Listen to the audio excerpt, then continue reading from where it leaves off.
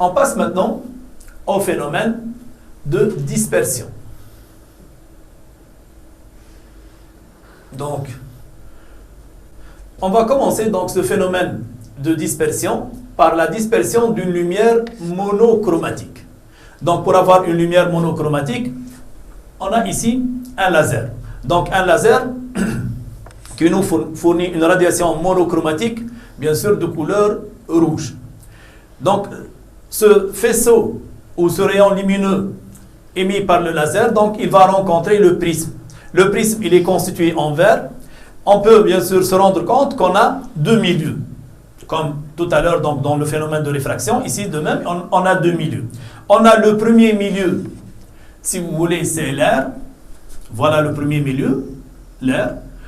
Et le rayon lumineux, il va se propager de l'air vers un deuxième milieu, c'est le verre.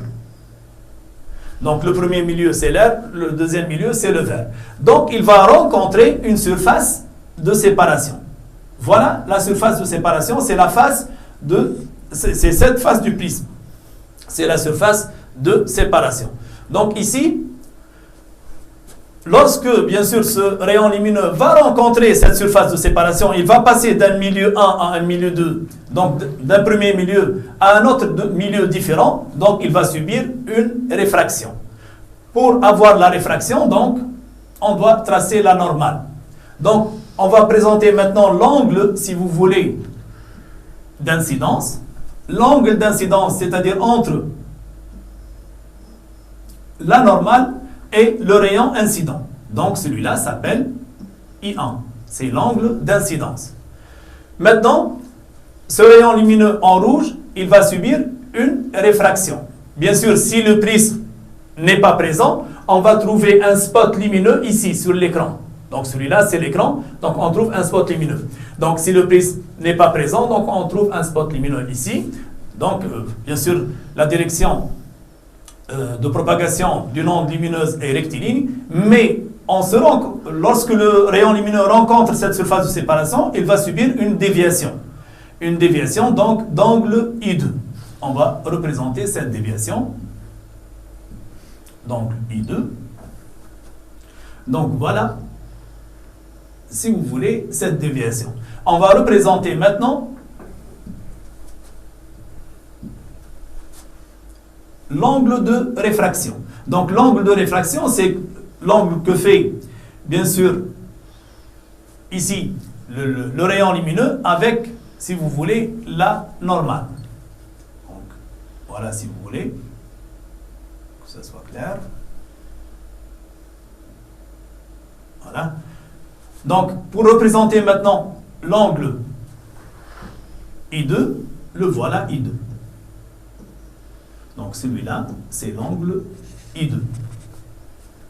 Donc, ce rayon lumineux, il a subi une réfraction au niveau d'une surface de séparation. Maintenant, il va rencontrer ce rayon lumineux une deuxième surface de séparation. Voilà, une deuxième surface de séparation. Qu'est-ce qu'elle sépare? Elle sépare le milieu vert au milieu R. Donc, de même ici, on a l'air après le prisme. Donc, c'est le milieu 1. Celui-là, c'est le milieu 1. Donc, milieu 1, R, milieu vert, puis milieu R. Donc, ici, pour, bien sûr, représenter l'angle de réfraction, on a besoin de la normale. Donc, on a besoin de la normale. On va placer cette normale, c'est la perpendiculaire au plan à la surface de séparation. Voilà la normale numéro 2. Donc, on va représenter donc, le rayon émergent de la deuxième surface de séparation. Donc, voilà donc le rayon émergent. Et l'angle, donc, de réfraction I3, le voilà. Donc, deuxième loi de Descartes, qui dit que N1, donc, deuxième loi de Descartes, qui dit que N1 sinus I1 est égal à N2 sinus U2. Donc, vous avez vu ça en deuxième année. Voilà la relation. Donc ici, au point d'incidence, on a I1, I2. On a N1 sinus I1 est égal à N2 sinus I2. Donc ce N, il s'appelle indice de réfraction. N s'appelle indice de réfraction. L'indice de réfraction N est égal à C sur V, avec C, c'est la célérité de la lumière